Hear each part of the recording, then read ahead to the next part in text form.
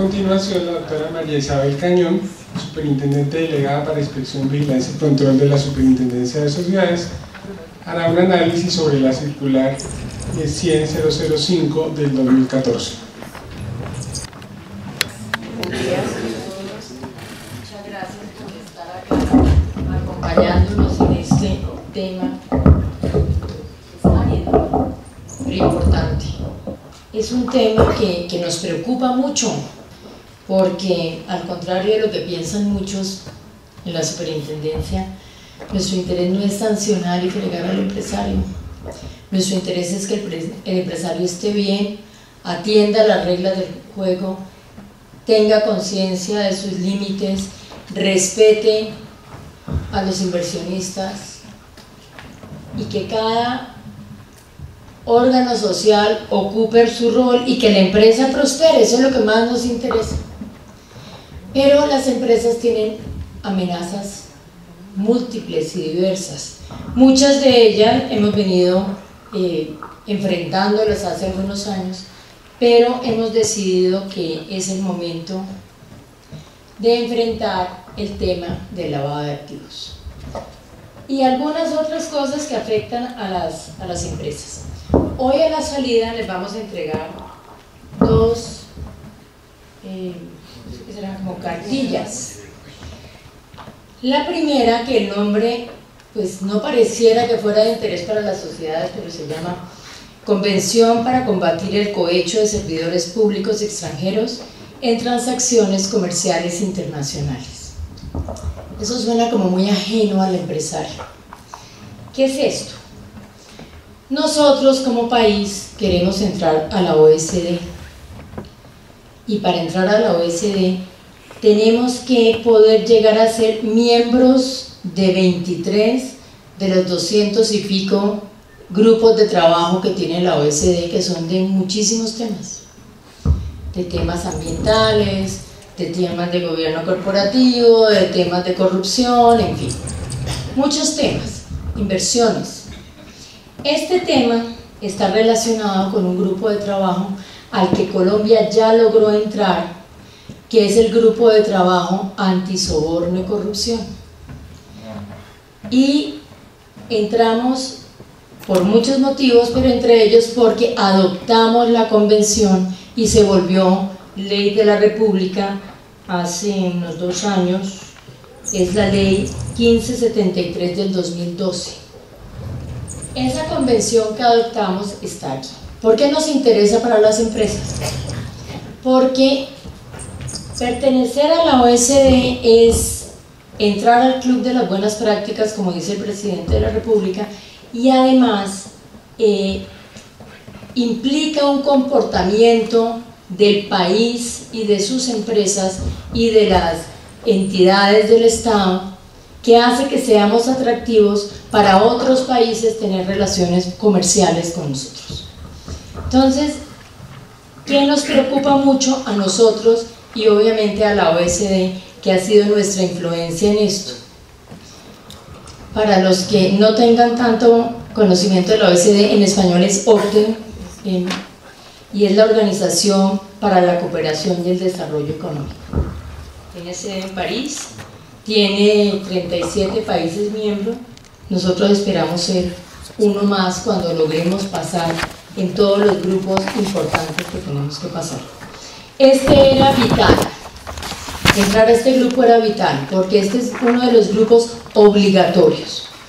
Y la preocupación de este grupo es que cuando se hacen negocios se soborne a funcionarios públicos extranjeros para lograr hacer el negocio. Y según la convención, la sociedad que participa en el soborno es sancionada. O sea, no solamente hay sanción penal para las personas naturales que participan, sino que hay sanción para la sociedad o para la organización, no solamente la sociedad. Aquí podrían entrar fundaciones, en fin. Nosotros en Colombia no tenemos sanción penal para las personas jurídicas como tienen otros países. La mayoría de los países que están en la OECD tienen sanción penal para las personas jurídicas. nosotros nos hemos querido mantener entre aquellos países que solamente tienen sanción administrativa, porque nos ha parecido que nuestro aparato penal no está preparado para juzgar personas jurídicas.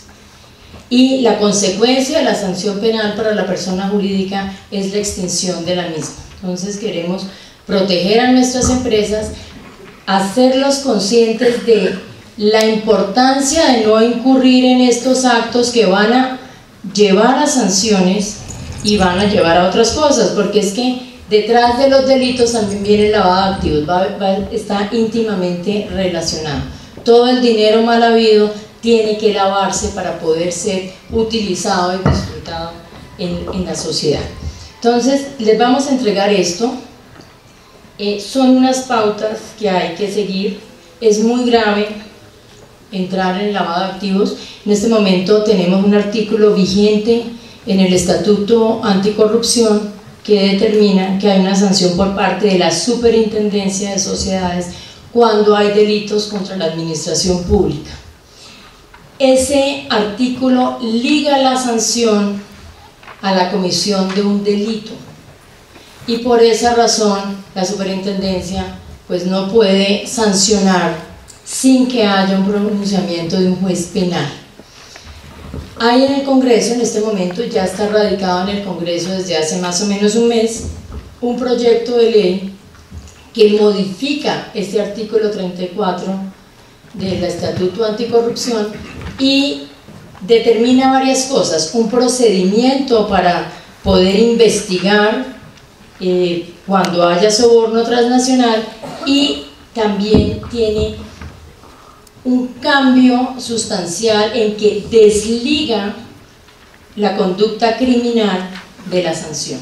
Ahora la sanción va a ser una sanción ligada a unos hechos, digamos el que ofrezca, dé, reciba, para influir en la decisión de un funcionario, independientemente de que se compruebe o no la ocurrencia del delito, puede haber una sanción administrativa.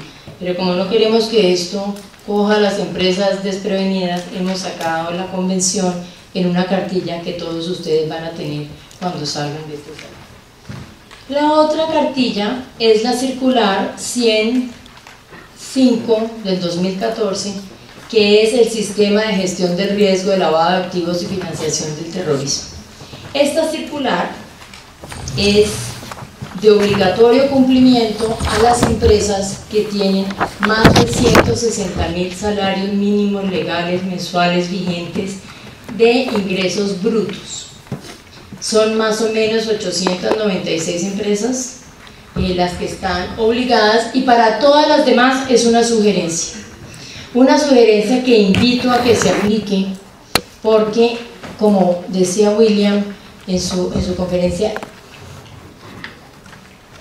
el contaminarse de lavado de activos afecta a la sociedad, a sus inversionistas principalmente. Puede llevar también a afectar a quienes hacen negocios con esa sociedad, que también se pueden ver contaminados o que van a perder un cliente o un proveedor. A los empresarios se les hace que es supremamente lejano, que no tiene nada que ver con ellos esto del lavado de activos y la financiación del terrorismo, porque ellos consideran que ellos no hacen eso. El problema es que las personas con las que se relacionan sí lo hagan, y eso es igualmente grave y podría llevarlos a pertenecer o aparecer en una de estas listas siniestras donde aparecen los delincuentes, y que haría que la consecuencia legal, reputacional, en fin, se vuelva tan gravosa que la sociedad pueda llegar a dejar de existir. Porque es que una sociedad sin bancos pues no funciona. Una sociedad no puede manejar su negocio en efectivo. Las consecuencias son muy graves. Esta circular no está escrita para el delincuente, porque al delincuente le importa un pepino esta circular, él ya tiene su montaje. Esta circular está escrita para aquellas sociedades de bien, que son la grandísima mayoría, que puedan verse contaminados, y uno se puede contaminar de esto del lavado de activos, siendo un enemigo acérrimo del lavado de activos. O sea, si no se toman las medidas al interior, la sociedad puede verse afectada. Entonces hemos sacado esta circular que la pensamos mucho. Creo que fuimos la última superintendencia en sacarla, porque nuestro universo de supervisados es muy diferente al universo de supervisados de las otras superintendencias, por muchos motivos. Por algo nos llaman la superintendencia de variedades. Tenemos toda clase de supervisados, chiquiticos, grandotes, viene desde el microempresario hasta el éxito, todos los sectores de la economía, con excepción de los que están supervisados por las otras superintendencias. Pero aún en esos casos, en el caso de las empresas que están en el sector salud, en el de vigilancia privada, en el de servicios públicos domiciliarios, tiene esta superintendencia una competencia residual en materia de supervisión subjetiva. Les voy a explicar qué es una cosa y qué es la otra. Las demás superintendencias vigilan principalmente la actividad, eso se llama supervisión objetiva. Entonces vigila la de servicios públicos, que se preste de manera debida el servicio público, que las tarifas sean de ciertas características, en fin. La de salud lo mismo, es la prestación del servicio, la de vigilancia privada, la prestación del servicio. Nosotros vigilamos el sujeto, por eso se llama supervisión subjetiva. Vigilamos el ente societario, que se haya constituido debidamente, que los estatutos sean legales, que cumplan con los estatutos, que haya respeto por el inversionista, que se le dé información fidedigna de las operaciones de la sociedad en los términos y en los lazos que dice la ley, una vez al año para las ordinarias, en fin. Vigilamos que el sujeto corporativo funcione bien. Solamente ahora, hace muy poco tiempo, le adicionamos una pequeña dosis de vigilancia objetiva cuando empezamos a vigilar las sociedades de factoring, las sociedades de libranza y las sociedades multinivel.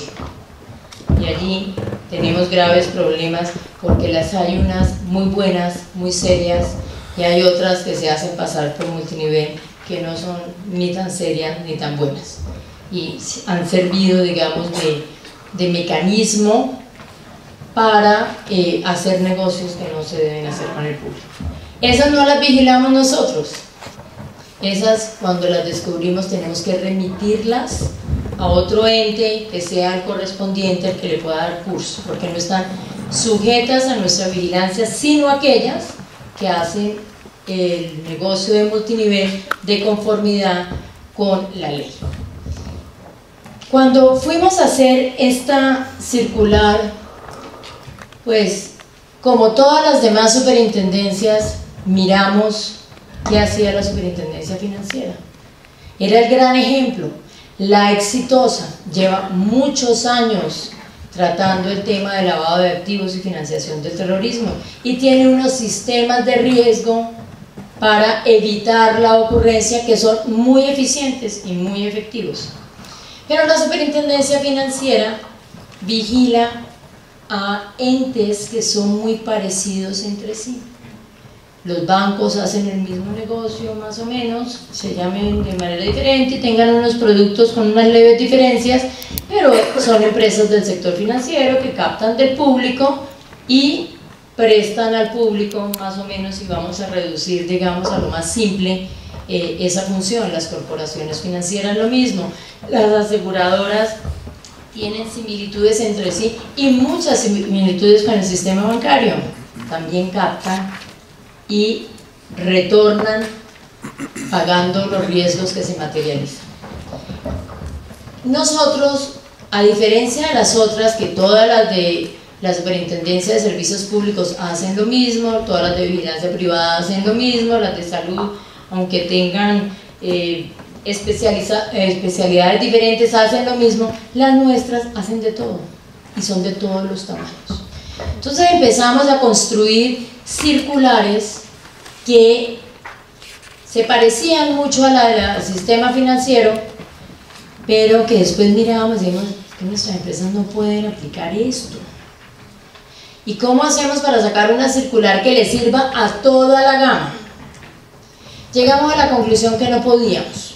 Por eso sacamos esta, con los más grandes, con los que tienen en este momento la capacidad de iniciar una administración del riesgo que incluya el lavado de activos y la financiación del terrorismo. De hecho, algunas de estas ya tienen algo montado en este tema. Esa es como la fase 1.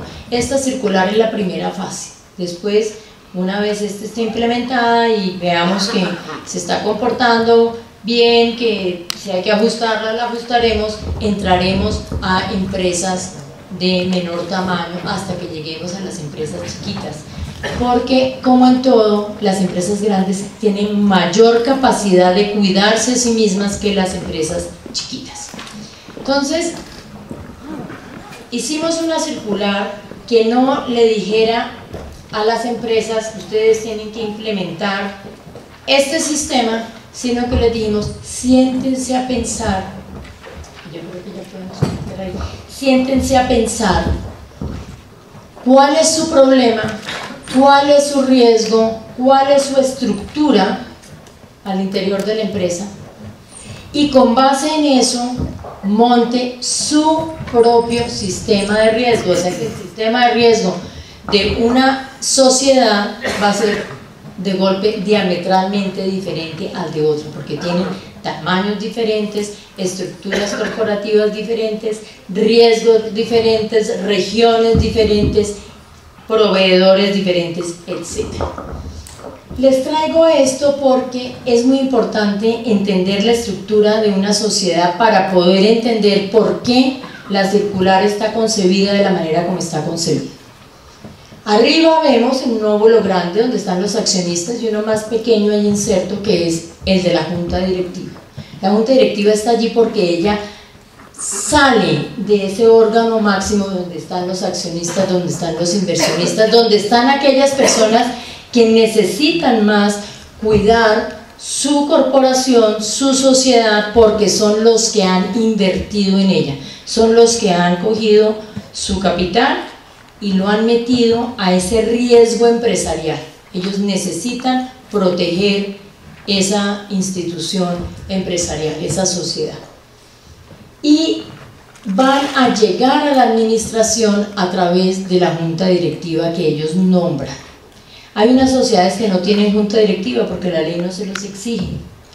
En ese caso, todo el óvulo de arriba va a ser la junta de socios, o sea, quienes son la junta de socios van a tener que asumir lo que haría normalmente una junta directiva. Van a tener que ser quienes fijen las políticas de la sociedad, quienes marquen el derrotero hacia dónde va la sociedad.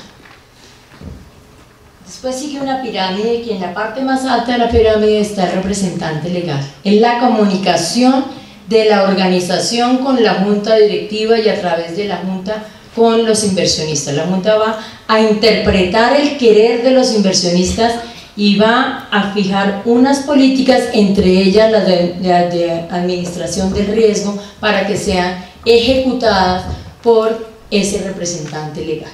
Y después está el personal administrativo que va a hacer la filigrana de la operación del día a día de la sociedad. ¿Todo qué? ¿Con qué? Con los parámetros que fijan los más altos. Por eso cualquier circular que quisiéramos crear tenía que pasar por la totalidad de la organización para que realmente sea eficiente. Ahí vemos unas fechas, la comunicación va por el eje que tiene que ir. Cuando nos saltamos el eje vamos a tener un caos en la organización. Si los accionistas se van derecho a donde el jefe de ventas y le dan órdenes, pues vamos a tener una organización desequilibrada. Siempre hay que hacerlo a través de los conductos regulares. Lo mismo cuando el aumento de sueldo se lo piden al accionista y no se lo piden al representante legal, también va a haber un desequilibrio. La responsabilidad fluye de abajo hacia arriba. El personal administrativo es responsable ante el representante legal ante la junta directiva y así sucesivamente, y la autoridad fluye hacia abajo. Esto se los digo porque al montar la circular pensamos en esta estructura, porque si la política de lavado de activos y las políticas de administración de riesgos no pasan por la totalidad de la estructura, no van a ser políticas eficientes y que realmente se apliquen. Entonces, lo que quisimos hacer en la circular es darles un marco normativo, darles un glosario y darles unos mínimos que debe tener un sistema de administración de riesgos de lavado de activos en una empresa. Un sistema que, como les decía, va a montar cada una de las empresas. Cada una de las empresas se tiene que sentar desde lo más alto, que es la junta directiva, y tiene que ir pensando en las distintas capas de la organización, qué va a hacer cada una.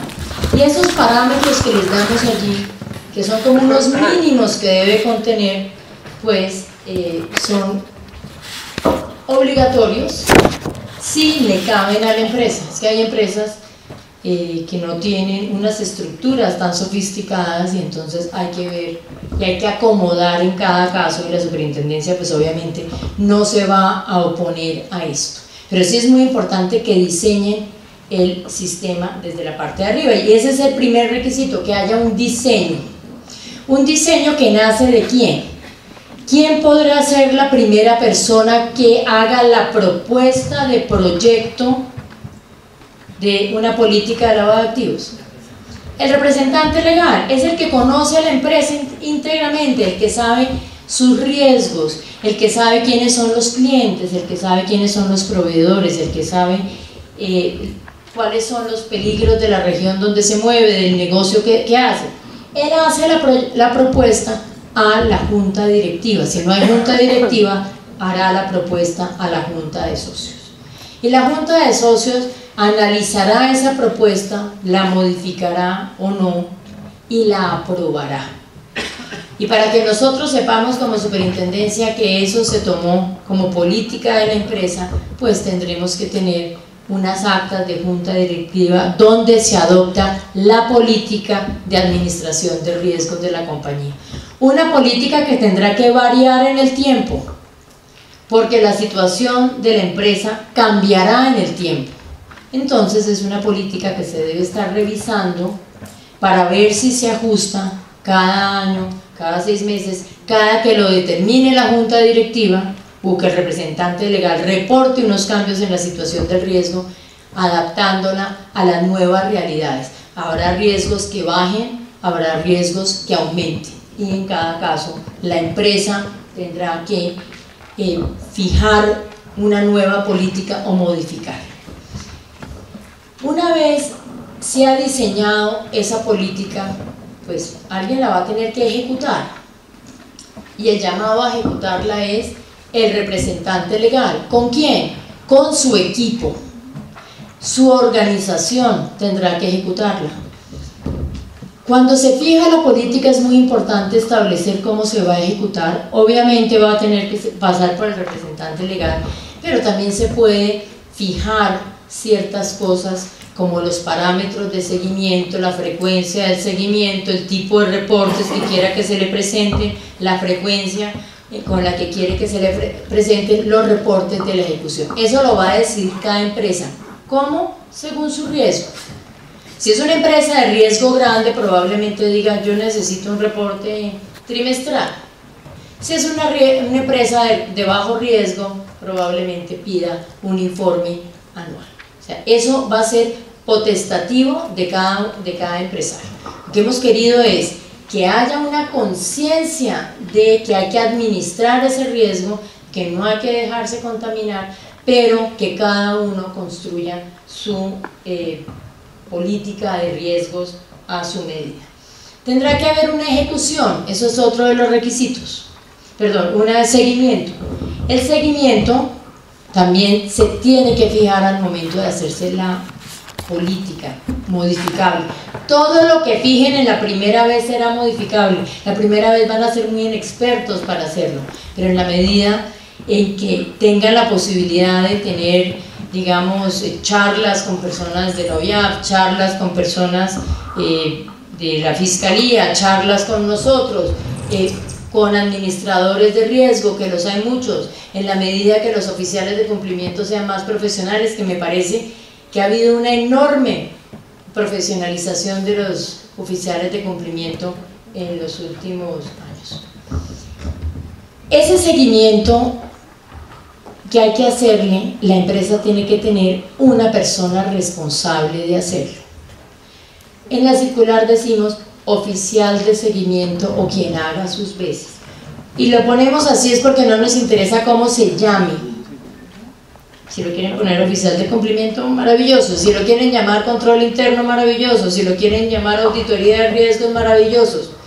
No nos importa el nombre, nos importa es que haya una persona al interior de la organización que sea responsable de vigilar que la política que fijó la junta directiva se cumpla, y además porque esa persona, que es un conocedor de riesgo probablemente, pueda también retroalimentar a la junta directiva y al representante legal sobre nuevos métodos o nuevas actividades que se deban desarrollar en ese sentido.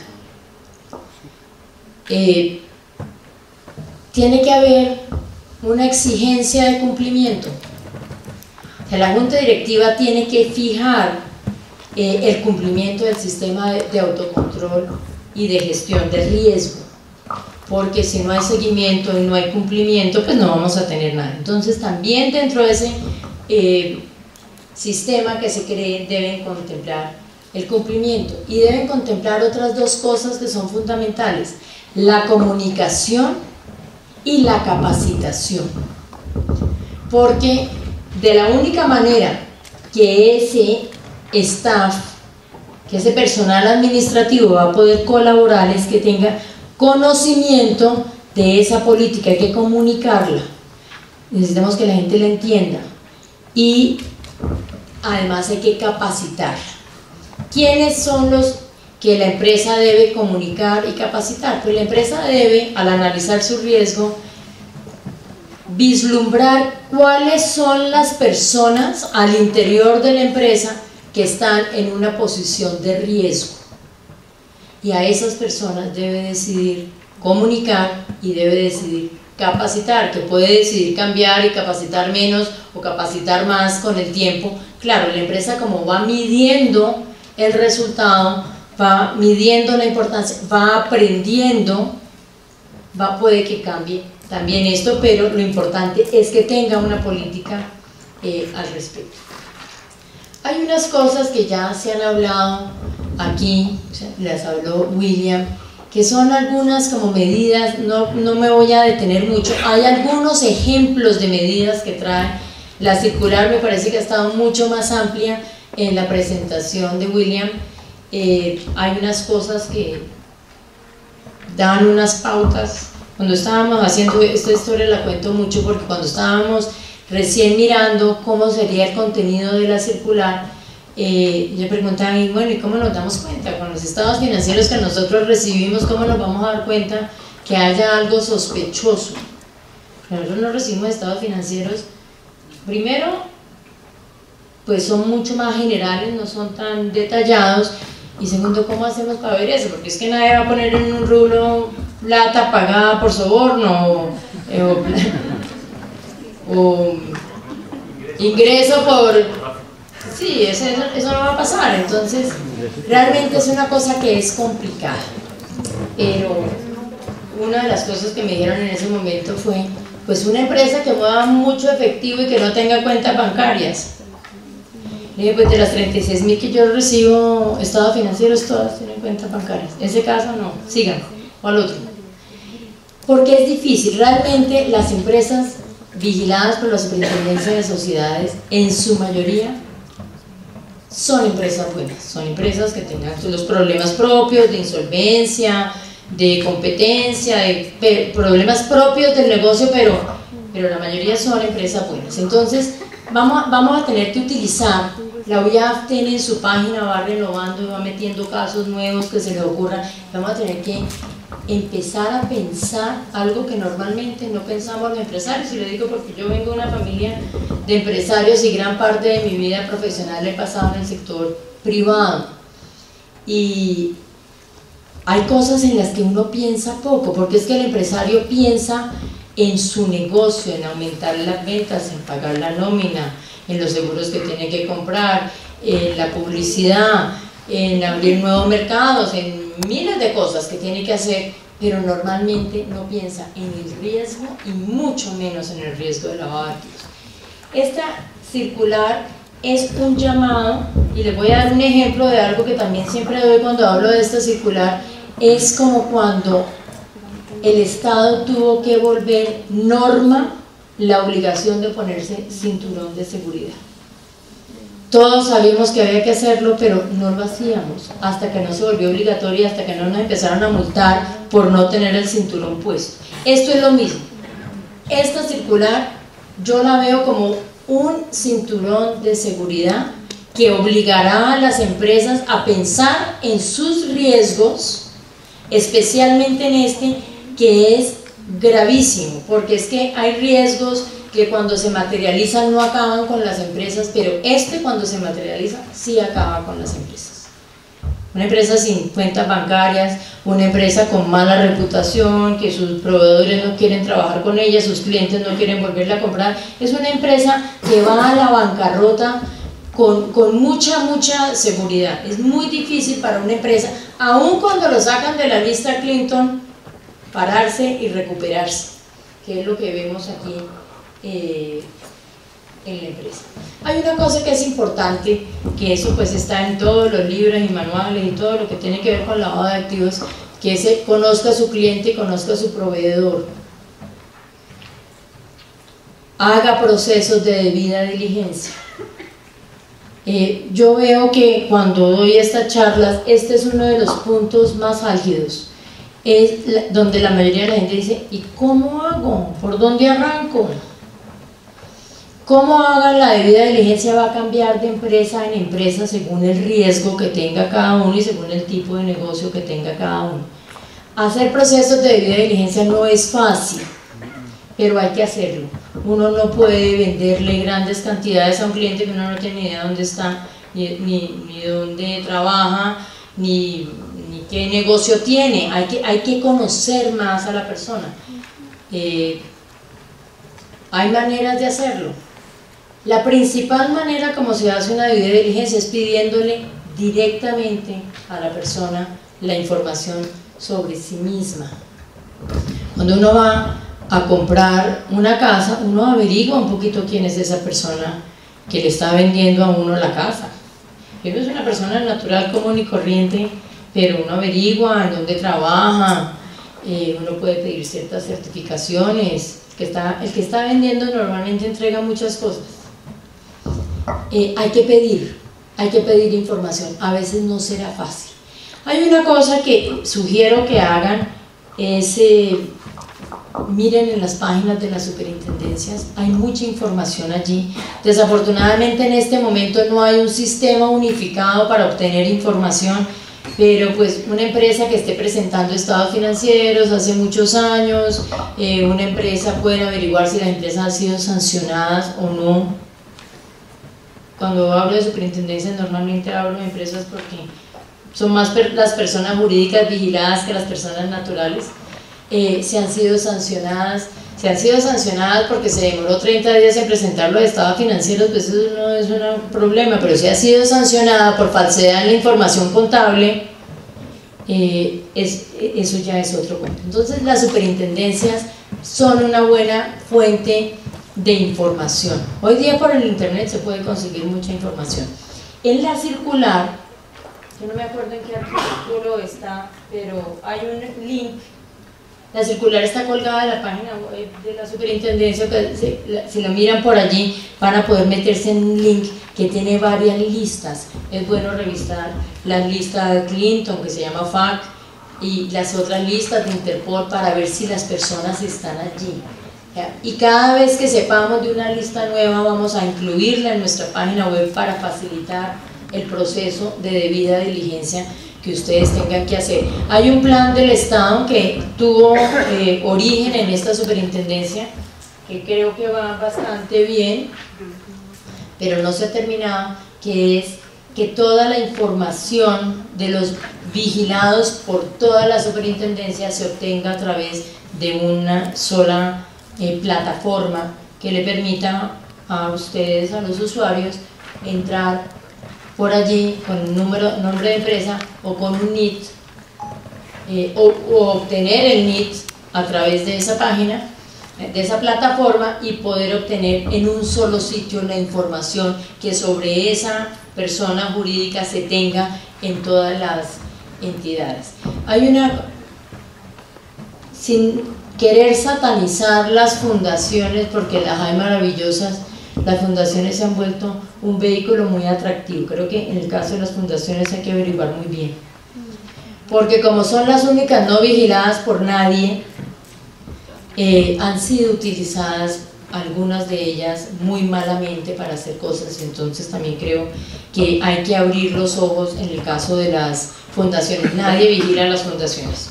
Las fundaciones supuestamente las vigilan las alcaldías y las gobernaciones, pero si uno mira la norma, lo que ellos tienen para vigilar son asuntos pues como muy formales y no vigilan, digamos, como este tipo de entidades. Quería entonces, ya con esto termino, invitarlos a la debida aplicación de la circular. Es sencilla de aplicar si estamos dispuestos a involucrar a la organización, porque sin toda la organización es muy difícil triunfar en ella. Muchas gracias por venir, muchos éxitos, aquí estamos para resolver todas las dudas. ¿Hay preguntas? El lavado de activos nunca va a desaparecer, porque no solamente proviene del narcotráfico. El lavado de activos proviene de cualquier delito, porque todo el dinero obtenido malamente, para poderlo utilizar, hay que lavarlo, hay que darle una apariencia que no es la original. Nunca va a aparecer, por eso siempre hay que protegerse.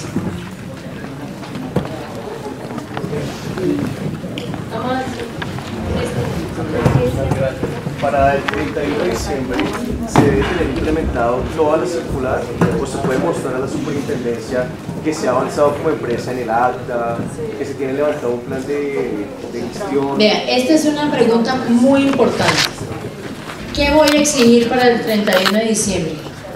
Que hayan pensado en cuál va a ser su política de administración del riesgo de lavado de activos y pasada por la Junta Directiva o por la Junta de Socios. No la van a poder ejecutar porque solamente para el 31 de diciembre la tienen que tener. La van a ejecutar durante el año siguiente y espero que durante todos los años de la vida. Que sea la definitiva, nunca va a ser esa política la definitiva. Probablemente va a cambiar. Probablemente lo que ustedes piensen ahora o sea insuficiente cuando lo miren dentro de un año, o sea excesivo cuando lo miren dentro de un año, porque de golpe se fueron más allá de la realidad del riesgo.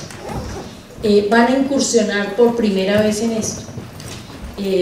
Los invito a que incursionen de la mejor manera posible, pero sé que es algo que no es tan sencillo, es mucho más sencillo allí en el papel. Es mucho más sencillo allí en el papel que en la práctica. Estamos aquí para ayudarlos. Nosotros también estamos aprendiendo con ustedes de esto. Lo que necesitamos tener es la política. Y a partir del 31 de diciembre empiece la implementación, el seguimiento pues será a finales del próximo año seguramente o a comienzos del que sigue, según como ustedes hayan fijado la política de seguimiento, la de capacitación. Estamos aquí para ayudarlos en la parte de capacitación en lo que podamos, y creo que todos los demás organismos del Estado también estamos en plan de colaborar en la capacitación. gracias. Al igual, digamos, internamente, para nosotros poner como fecha límite de cumplimiento de nuestra política al interior de la compañía, es válido decir que puede iniciar desde el 5 de enero para comenzar a capacitar a los empleados o para masificar. Completamente válido, completamente válido. Lo que necesitamos es que se sienten a pensar en eso y empiecen a montar su política de administración de riesgos.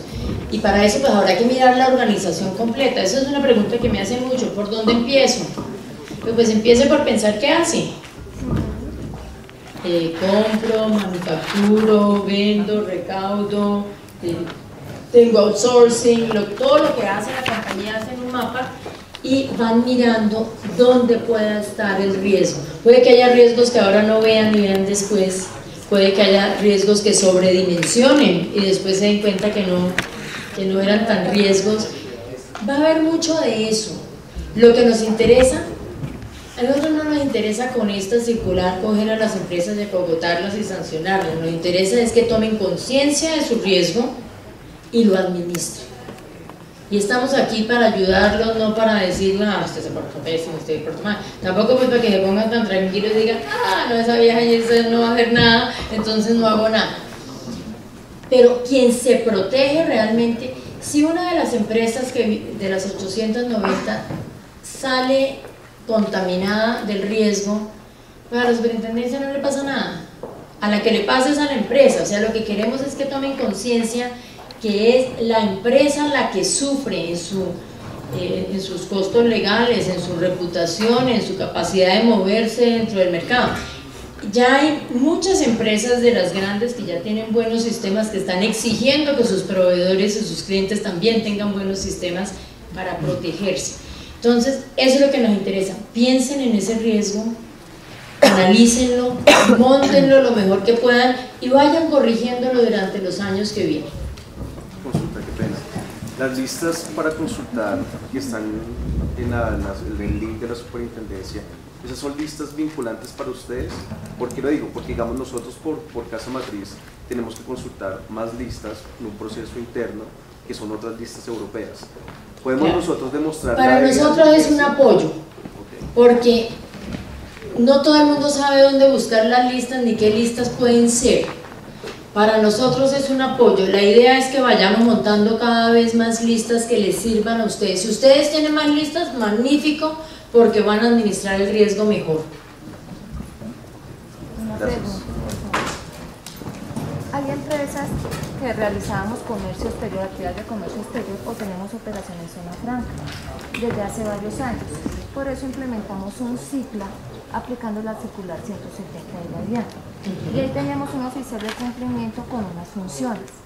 Sale esta nueva circular que también nos aplica, pero ya vemos que se les está dando se les ha quitado como cierta responsabilidad al oficial de cumplimiento, aquí se la están delegando al representante legal.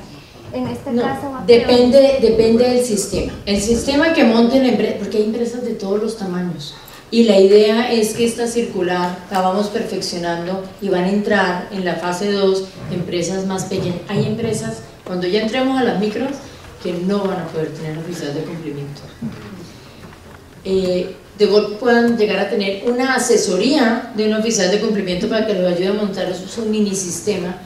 Entonces, el representante legal es muy importante porque va a ser quien ejecuta la política, pero quien le hace seguimiento siempre tendrá que ser una persona que definirá la empresa. Si pone el mismo representante legal, hay empresas muy chiquiticas que no pueden tener pues tantas personas, o muy chiquitas no en ventas, sino muy chiquitas en personal. Y puede ser la persona que designe, pueden designar o un oficial o pueden designar otra persona. Tiene que haber una persona que le haga seguimiento dentro del sistema que monte.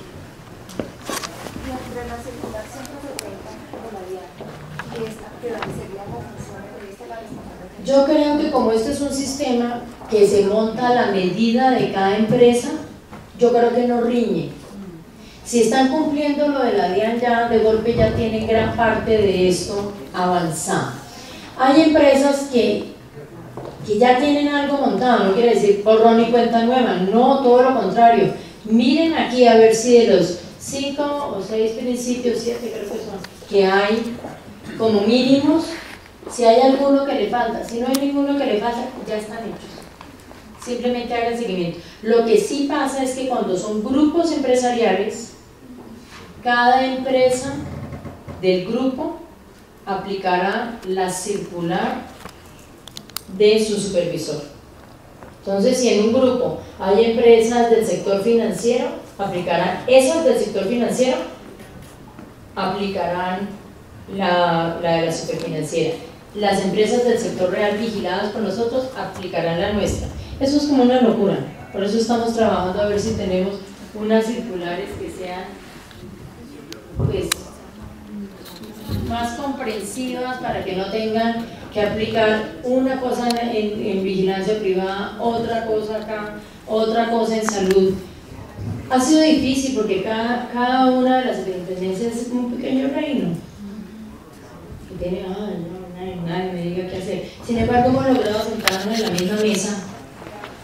Avanzamos lento, pero la idea es que haya unos criterios mucho más unificados, unos criterios uniformes para la aplicación de eso. ¿Y qué pasa si el 31 de diciembre no se alcanza a implementar? ¿Ustedes tienen contemplado alguna prórroga, digamos, para la aplicación de este sistema?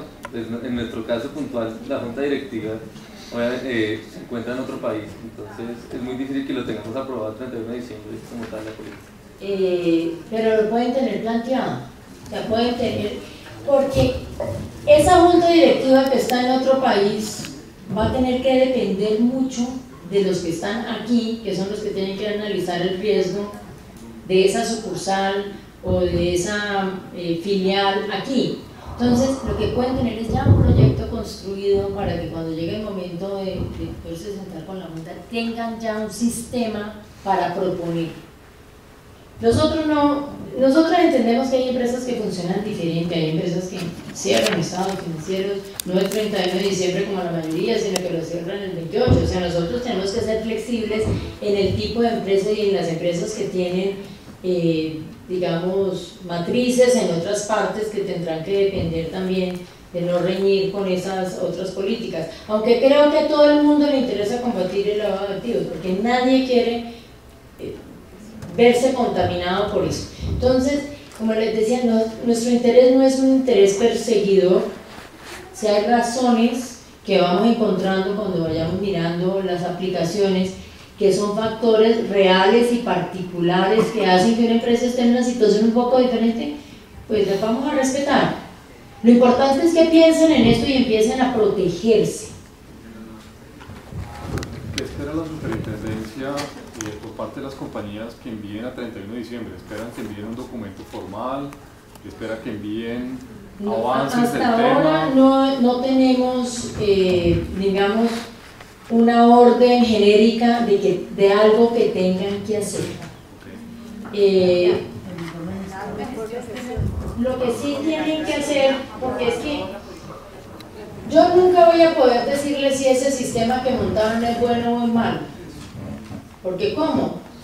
Yo no sé cuál es el riesgo de cada una de mis supervisadas y de las 890 que tengo ahora para ejercer esto. Entonces no me tienen que mandar nada ahora, pero sí van a tener que, porque la circular lo contempla, para poder hacer el seguimiento tienen que hacer un informe a su junta. Así que lo más probable es que sea la junta o la junta de socios la que les exija esto. Probablemente no estén tan enteradas como para exigirlo, pero lo que sí vamos a tratar es de que los representantes legales, que son los primeros que se enteran, los miembros de junta difícilmente se enteran de algunas cosas, le informen a sus juntas que esto exige, para que le involucren, porque es que las políticas se fijan a ese nivel, las políticas no se fijan al nivel de representante legal, a menos que sea pues una empresa unipersonal. Cuando hay junta, son ellos los llamados a impartir las instrucciones y fijar las políticas, y fijar los valores, y fijar la cultura corporativa, o sea, todas esas cosas que van a influir. Entonces, no tienen que mandarme nada el 1 de enero. Vamos a ir monitoreando, seguramente les pediremos a una, probablemente cuando vayamos a hacer visitas a las empresas, pidamos si tienen un sistema. Sabemos que a pesar de que se supone que las circulares las conoce todo el mundo, no las conoce todo el mundo a millón. Seguiremos mandándole correos a las empresas para acordarles que hay que aplicar la circular y que se proteja. Una pregunta. Hay empresas, como en el caso nuestro, que no es tan fácil en la vida real hacer un tipo de política para detectar un posible error. Me explico. Empresas donde llega un cliente una vez en la vida a hacer una compra, o una vez al año a hacer una compra. Es diferente a una empresa cuando siempre le vende, tiene 20, 30, 50, 500 clientes, que de alguna manera las pudiera conocer, o en el caso de uno también con los proveedores, uno puede saber dónde es las instalaciones, cómo las tiene, qué hace, de dónde viene ese tipo de organizaciones se pueden conocer con cierta profundidad. Pero cuando hay clientes que llega una vez en la vida, tú llegas una vez a mis instalaciones, yo vengo a comprar tal cosa y traigo 30 millones en efectivo. Por el hecho que traigas 30 es que se discutía en algún comité interno que si una persona le llegaba con 30 millones de efectivo, pues era sospechosa. No, yo acabo de vender un apartamento y llevo 30 millones a hacer una compra. Pero hay cosas que uno puede hacer. Pero puede que su riesgo sea muy diferente al riesgo del que tiene el cliente consuetudinario. Sí. Puede que sea mayor, precisamente porque uno ve en la vida al otro que es consuetudinario y que yo le llevo vendiendo 20 años y no he tenido ningún problema.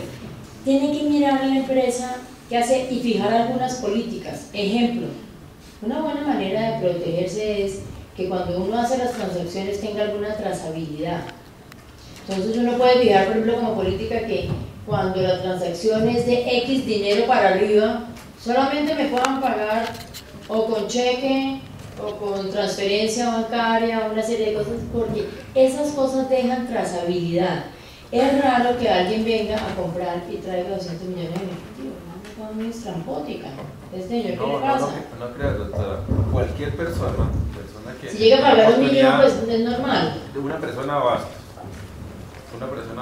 que he podido conocer a través del mismo negocio, he podido conocer personas de abastos y que a través del tiempo han venido 3 o 4 veces que empiezan a hacer una compra y te llegan con 40 millones en efectivo. ¿Tú qué haces? Pero de golpe es... Y las personas de abastos manejan más plata que cualquier persona. Hay negocios que son negocios de efectivo. Si una persona que viene de ese negocio viene con efectivo, es menos sospechoso, es menos señal de alerta que si en otros tipos de negocio la gente llega con efectivo, porque en ese tipo de negocio no se utiliza manejar el efectivo. Entonces, eso es lo que mira cada una de las empresas. Del tipo de clientes mío, ¿qué es lo usual en la costumbre mercantil? ¿Cómo actúan estos? Sí, obviamente, las bombas de gasolina manejan, pues ahora ha aumentado que la tarjeta de débito, en fin, pero manejan grandes cantidades en efectivo. Y pues cuando viene el señor de la bomba de gasolina con el efectivo de golpe es menos raro a que si viene otro tipo de profesional o de empresa con lo mismo. Entonces, eso es lo que hay que mirar. Yo veo una cosa muy positiva y es que hay personas que se están especializando mucho en ser oficiales de cumplimiento y esas personas han ido adquiriendo unos conocimientos que puedan servir de asesores de golpe para consultarlos en qué ellos perciben como riesgo. Pero el que más percibe el riesgo es uno, porque uno es el que más conoce su negocio. Entonces, hay negocios, por ejemplo, el éxito. El éxito pues recibe también grandes cantidades en efectivo. Y son miles de las personas que pasan por las cajas. Entonces, ese cuento de conozco a su cliente en el éxito, eso no existe. A menos que sea un cliente institucional o un proveedor, ese puede ser, cambia. La señora que va a hacer el mercado al éxito y que paga en efectivo, con débito o con cheque o como puede, esa de golpe no es el riesgo. El riesgo del éxito probablemente sea otra cosa. Hay empresas que tienen muy poquito riesgo, pero eso es parte de lo que hay que analizar. Además, para mantenerlo bajo. Pues si ya están triunfando en que tienen su riesgo al mínimo, pues hay que mantener ese riesgo al mínimo. Entonces, cada uno, no es un ejercicio fácil, es un ejercicio muy fácil aquí para decirlo, es un ejercicio complejo, por eso requiere de una junta de socios, de una junta directiva, pensar, prueba y error. De golpe al principio dicen, todos íntegros, todo lo voy a capacitar. Esa es la decisión de la empresa. La circular dice a quien usted considere que está ligado al lavado, o tenga ligado al lavado, no, ligado a un posible riesgo. Y después, cuando lleven 5 años, digan, ¿por qué estoy pues, capacitando a mis obreros en esto si ellos no están en ninguna línea de decisión donde pueda darse el riesgo? Y van cambiando. Ustedes van a dar mucho debate de qué les sirve a su empresa. Por eso lo quisimos hacer así, porque yo creo que hay gente que le queda como que las superintendencias digan y tienen que hacer esto, y tienen que manejar este software, y tienen que... Pero eso no es real para las empresas. Las empresas, cada una tiene su propio riesgo. Es más, hay empresas del mismo sector que tienen riesgos diferentes, porque tienen clientes diferentes, tienen proveedores diferentes, están en regiones diferentes, hay sectores que se ven muy afectados por el contrabando, o que sus insumos son muy contrabandeados y tienen que hacer una debida diligencia superior para comprar insumos que no hayan sido de origen ilícito. Cada uno es diferente, por eso lo hicimos así, para que no obligar a las empresas a hacer cosas innecesarias que a la larga no los protejan del riesgo, sino que les sirvan para hacer un checklist y cumplí con esta super y cumplí y ya la dejé tranquila y no me friegue más. Ustedes tienen que montar esto no para la super, sino para ustedes. ¿Hay alguna limitación, alguna restricción en cuanto a las funciones propias del revisor fiscal mantienen, digamos que armonía o sintonía con esto que está sucediendo? Pues hay una cosa que creo, y es que el revisor fiscal ha sido distorsionado a través de los años. Entonces cada leycita que va saliendo le cuelga una banderita más y lo pone ya a mirar si los aportes se pagaron, si el software no sé qué, es una serie de cosas. El revisor fiscal, cuando se acaben de montar las NIF y cuando salga la ley del Congreso, que creo que pueda salir bien, va a tener unas funciones muy financieras. El revisor fiscal puede ayudar a ver algunas cosas, pero porque las vea como unas señales de alerta, pero yo creo que son muchas más personas las que pueden dar señales de alerta al interior de la empresa. Lo que pasa es la figura, ¿sí? Es decir, la idea no es dar la responsabilidad al revisor fiscal, sino si hay alguna limitación en cuanto a que el revisor fiscal lo haga, ¿sí? Porque el revisor fiscal en algunas empresas es el que está al lado de la junta directiva y es el que tiene el poder, ¿sí? El que tiene la, digamos... no tenemos limitaciones para que sea una persona u otra al interior de la empresa, porque la circular no limita. Cada empresa tiene que decidir quién lo hace. Trae a alguien para que lo haga, o alguien de adentro, o empieza con alguien de adentro y después tiene un oficial de cumplimiento. No hay limitaciones. Y la otra pregunta es, esto se hace extensivo cuando hay empresas que entran a este grupo, digamos a este grupo de vigilados o reportantes, y que hacen parte de un grupo empresarial, sus subordinadas hacen parte de esta política, es decir, yo tengo no necesariamente. Matriz, no necesariamente.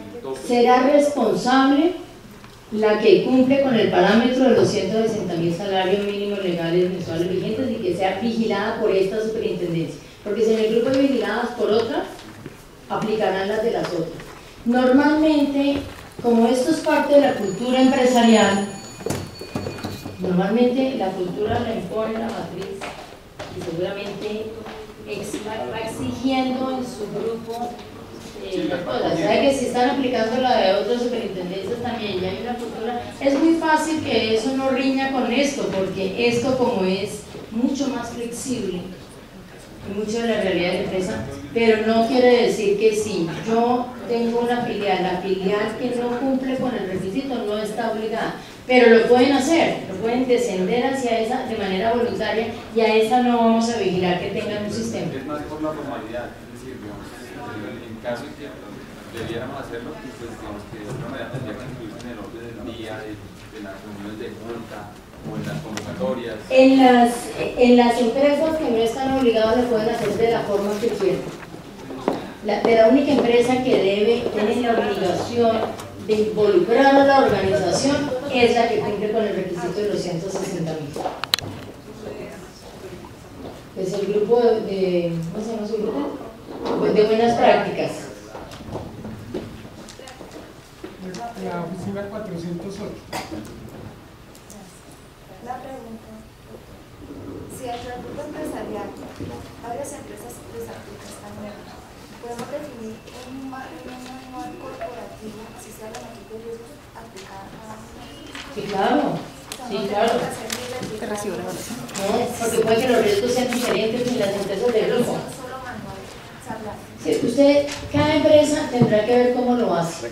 Puede sacar un manual, puede sacar simplemente un instructivo, el nombre no nos importa, pero lo ideal es que, como el riesgo es diferente de cada una de las empresas del grupo, que lo hagan sí. Puede que haya unos parámetros generales parecidos, pero puede que el ataque al riesgo sea de manera diferente. Buenísimo.